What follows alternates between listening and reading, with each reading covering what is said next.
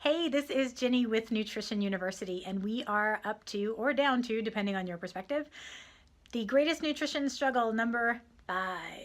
And this one is one of my favorites. Not that it's one that I like to struggle with, but it's one that I love to help people with. And the big struggle is consistency. I'm not consistent. I can't do this all the time. That may be true, but I find what happens more often is not that we're not consistent, it's that we're trying to be perfect. And can we be perfect and be on it all the time? Not very likely. Even I'm not on it all the time. Do I have a plant-based meal all the time? Pretty much all of my meals are plant-based, yes. Do they have every single type of fruit and veggie in there that they possibly can? Probably not. Do I sometimes have, actually if you go back to, I think it's video number 6 or 7, I have a 3-ingredient recipe. And in that recipe, I use vegan mayonnaise. Is that going to be the best choice for every meal? No. But is it okay for once in a while? Yes. I have the shortcuts that I use, and I'm sure you have shortcuts that you use. Does this mean you're not consistent? No, it just means that you are human. So how do we define being consistent? And that's really the question.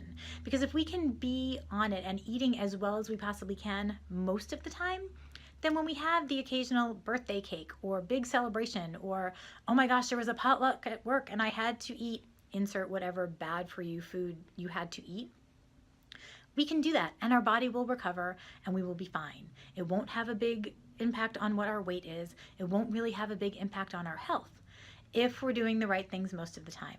So if I am, let's say I'm eating how I want to eat and I'm doing as healthfully as I possibly can 4 days out of the week, does that mean that I am not being consistent? I would say that if you previously were doing 0 healthy days out of the week, 4 is great and you're being consistent.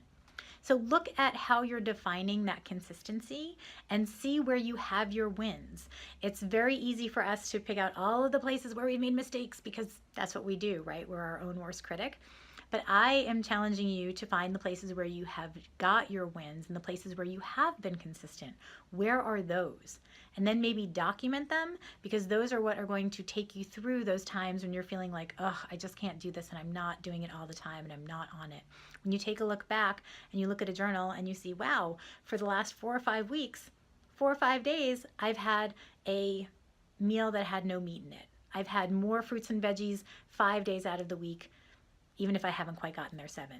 So how do you define consistency? That's the question. Join me tomorrow where we delve into the top 4 struggles that we have with nutrition and how you can solve them. If you've missed any of the struggles up until now, go ahead back and take a look at all of the videos that we've done. We started with the top 10. There's 6 of them for you to watch.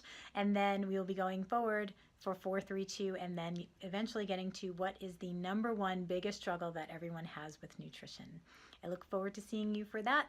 And if you don't want to wait until we go through all of the videos one at a time, you can visit us at nutrition-university.com and click on the join the community, fill out that form, and I will send you all of the answers as soon as I get that email from you.